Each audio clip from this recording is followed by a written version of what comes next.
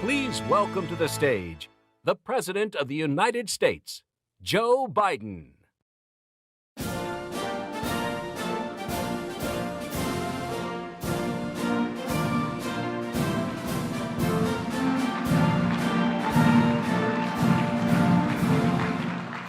Good morning.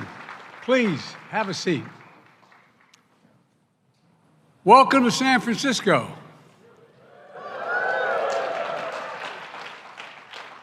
This Marconi Center is about as big as my state. This is a city of synonymous with innovation and breaking barriers, where collaboration and coming together have always been key to unlocking our potential. It's a city that has been shaped by centuries of deep ties to the Asian Pacific region by contributions of people of Asian and Pacific Island heritage. So San Francisco is a natural place to gather to innovate and collaborate for the 2023 APEC Summit, the CEO Summit, and all the events that are taking place this week. And I want to thank everyone who's made this week possible, especially those serving in APEC's Executive Secretariat, APEC Business Advisory Council, the National Center for APEC, and so many others. Today, 21 APEC economies make up more than 60% of the global GDP. We're almost half the global trade. The Asian Pacific is projected to be the largest contributor to global growth over the next 30 years. So, the vision we pursue for the economic future of our region will rebound far beyond the Asian Pacific. The choices we make are going to matter, it's not hyperbole to suggest, for the entire world. It's up to us to harness the dynamism of our economies and tap the entrepreneurial spirit of our people and unleash the potential, the unlimited potential of our partnerships in order to realize a future that will benefit people not only in the Asian Pacific region, but the whole world. And I mean that sincerely. People everywhere. A future where prosperity is shared and is inclusive, where workers are empowered and their rights are respected. Our economies are sustainable and resilient, and the bridges that connect our people open a golden gate of opportunity to create lives of hope. Just lives of hope. Most people are just hope. You know, it's been my approach here in the United States from the moment my administration took office. We're building an economy from the middle out and the bottom up. Trickle-down economy worked okay sometimes, but not a whole lot trickled down on my dad's kitchen table.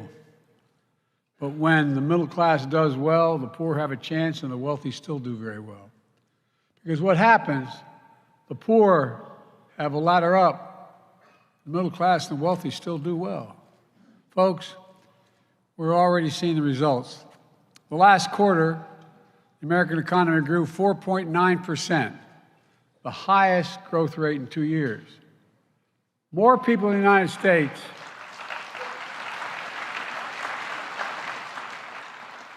because of many of you sitting there, the CEOs. Let's give credit where it's due. More people in the United States are in the workforce today than any time in American history. Our unemployment has been under 4% for 21 straight months. Inflation has come down by 65%, more to do. We now have the lowest inflation rate of any advanced economy in the world. Meanwhile, median household wealth has grown by 37% in real terms since before the pandemic. I acknowledge there's a disconnect between the numbers and how people feel about their place in the world right now. We can deal with the second part as well. We still have work to do, but our model for growing is delivering real results for all Americans. Significant Black unemployment, Latino unemployment, et cetera. The strength of our economy is driving growth and spurring investment throughout our region. And again, because many of you sitting in front of me made those judgments. And it's drawing investments to the United States, especially from Asia-Pacific economies. Since the start of my administration, Companies from across the Asian Pacific have invested over $200 billion in the United States. These are historic investments, creating literally tens of thousands of good-paying jobs. We're 14 million created just since we came to office. All across America in industries that are going to shape the future of this globe. Semiconductors, electric vehicles, batteries, critical materials, hydrogen hubs, and other critical emerging technologies. I've long said it's never been a good bet to bet against the American people. Never. No, I mean it. Think about it. It's never been a good bet. And we're proving it once more. So my message to all of you here today is, leaders of government and industry, you can count on the United States. We're delivering on our promises, and we're doubling down on our progress. And we'll soon be your strong and steady partner as we continue working together to realize the Asian Pacific region that is free and open, prosperous and secure, resilient and connected. By the way, twice since I've been president, I've had the leaders of the Asian Pacific Islands come and meet with me in the United States. They're all part of it. I thought when I left the G20 and Vietnam desperately wanted to see me and raise the relationship, it brought me back when I stood in front of that monument to John McCain. All my days growing up, I never thought that would ever occur. Today, I'd like to talk a little about the work we've done in the region to get there and how we're going to go about seeing this road forward. I've said for a long time, the United States is a Pacific power. I had that brief discussion yesterday with President Xi. He had asked me before, I reminded him, why we were so engaged in the Pacific. It's because we're a Pacific nation. And because of us, there's been peace and security in the region, allowing you to grow. He didn't disagree. By the way, it was a very good, straightforward meeting. We aren't going anywhere. For decades, America's enduring commitment to the region has been a springboard that's enabled growth, transformative growth, ensured the open flow of commerce, and lifted millions of people out of poverty. Today, that relationship goes both ways. The United States remains vital to the future of the region, and the region is more vital than ever to the United States of America. It's been my administration's outlook from day one, and we have clearly laid out our approach with our Indo-Pacific strategy. We're delivering across the board, including when it comes to our shared economic agenda. The United States has deep ties with our fellow APEC economies. More than 60% of U.S. exports go to fellow APEC economies. Robust two-way investment between the United States and APEC countries supports good jobs and new opportunities all across the region. And American businesses, significantly represented here in this auditorium, are the largest source of foreign direct investment in the APEC economies. In fact, if we take just the U.S. companies represented here at this summit and look at their new investments in APEC economies in the calendar year, it totaled more than $50 billion so far. Investments announced today from companies like Amazon, United, Delta, Microsoft, to make sure our region is more inclusive and interconnected. Investments announced today from companies like Boeing, Apple, Flexport, Pepsi-Cola, or Pepsi Company, I should say, to make our economies greener and more sustainable. Investments today from companies like IBM, Organon, Visa. Look, they make our region more resilient. Y'all make it more secure. Here in this world-renowned hub of innovation, leading tech companies like Anthropic, and I'm going to mispronounce. I'm not going to even try. It's better not to try and not mispronounce than try and mispronounce. The point is, small and medium-sized businesses and startups are getting into action as well. All the announcements translate into real outcomes that matter to people's lives. They're proof that a strong, dynamic American economy is an engine of growth, economic growth, and innovation throughout the entire region. And they're testament to the fact that American investment and American ingenuity are in high demand all across the region. Because when you do business with the United States and our companies, you know what you're getting. High standards, fair practices, protections for workers, world-class ideas and innovation, and a commitment to deal with the environment. Finally, it's a quality guarantee. Look, this is how we've been able to mobilize billions in investment, including major new announcements this morning through our Partnership for Global Infrastructure and Investment.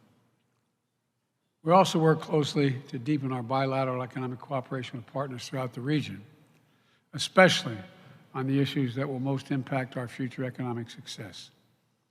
For example, in September, when I traveled to Vietnam, as I mentioned earlier, to mark a historic new phase in our partnership of our countries, we committed to work together to strengthen the semiconductor supply chain. With India, Japan, Republic of Korea, and Singapore, we've launched new initiatives to shape the technologies and standards that will transform the future. We've deepened economic partnership with the Philippines, Indonesia, Australia, and others. We've renewed and elevated our engagement with critical regional bodies, including the ASEAN and Pacific Islands Forum.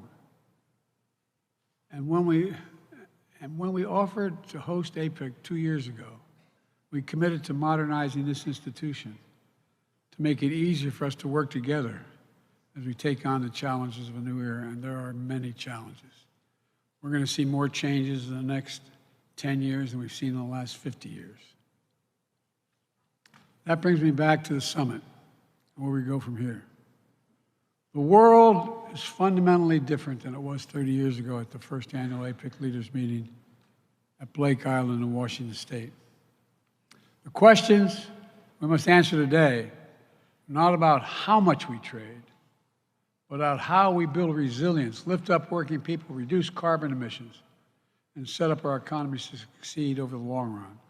How to deliver growth from the bottom up and the middle out so no one gets left behind. And the idea behind this new Indo-Pacific Economic Framework, a partnership among 14 diverse and dynamic nations, all committed to tackling urgent issues like pandemic response, vulnerable supply chains, climate change, natural disasters, which we've learned can gravely impact our economies. We've announced the framework in May of 2022, and later today we're launching an important new tool to promote sustainable economic growth and create a race to the top, not the bottom. There are tangible commitments negotiated in record time that are going to deliver meaningful outcomes to make supply chains more resilient, facilitate clean energy transition, and fight corruption.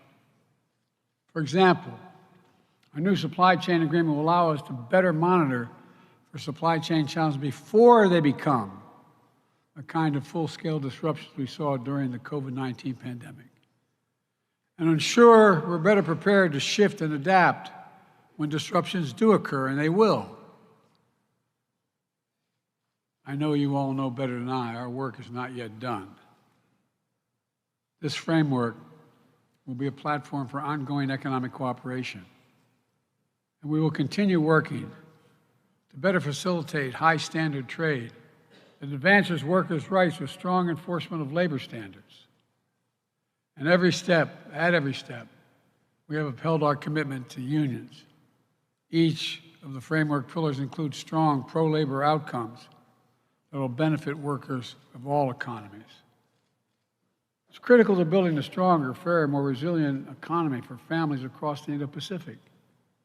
This week, my administration has launched our new global labor strategy to ensure that workers' rights are the centerpiece for economic strategy internationally as well as domestically.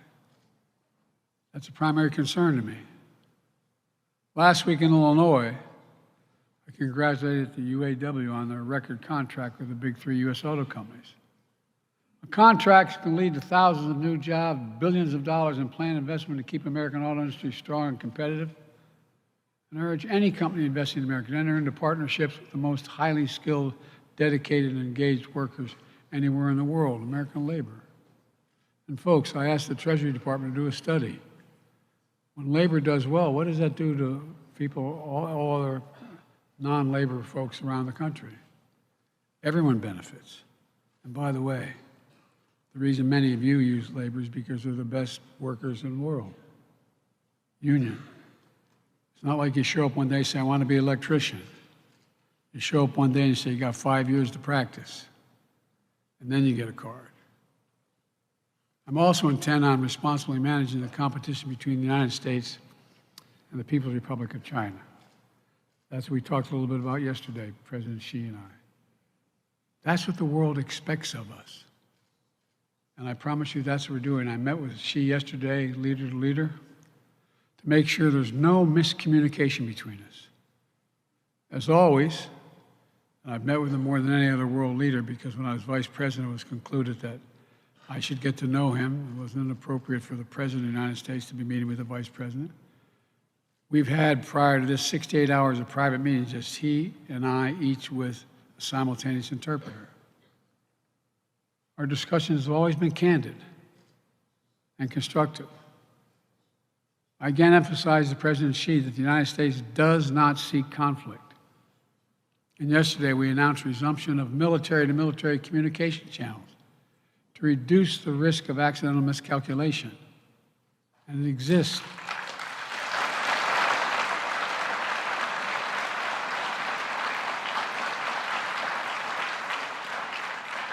This is not, as my generation would say back in the day, this is not all kumbaya, but it's straightforward. It's straightforward. We have real differences with Beijing when it comes to maintaining fair and level economic playing field and protecting your intellectual property. We're going to continue to address them with smart policies and strong diplomacy. We've also taken targeted action to protect our vital national security interest. Let me be clear. We are de-risking and diversifying our economic relationship with the PRC, not decoupling. Not decoupling. We'll be firm, standing up for our values and our interests. And I was very straightforward, as he was with me yesterday. At the same time, on critical global issues such as climate, AI, counter-narcotics, where it makes sense to work together, we've committed to work together. We're going to continue our commitment to diplomacy, to avoid surprises, and prevent misunderstandings. A stable relationship between the world's two largest economies is not merely good for the two economies, but for the world. A stable relationship. It's good for everyone.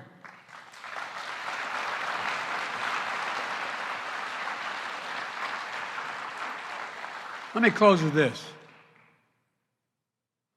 The leader's statement from that first Blake Island summit 30 years ago captured a shared commitment to, quote, deepening the spirit of community, end of quote, among our economies. For all that has changed over the past 3 decades, we have to continue to summon the spirit of community to meet the challenges of today and to seize the enormous possibilities that exist. My staff is tired of hearing me say this for the last, I don't know how many years. The world is at an inflection point where the decisions we make today, this is not hyperbole, are going to shape the direction of the world for decades to come. For decades to come. Just think of AI. That's particularly true in the Asian Pacific, where so much of the future of our world will be written. And I would argue each of us has a part to play in writing that future together. So today, I challenge all of us to measure our successes not based on the bottom line of our balance sheets, but with the lives we lift up through investments, the potential we unleash with our innovation, and the ability to continue to talk with one another. Let's build a global economy where everyone has a chance to succeed and workers have a fair shot, a fair share of the value they create. The United States is stepping up because of many of you in this room. We're not talking the talk, we're backing it up with commitments. You're going to see us follow through.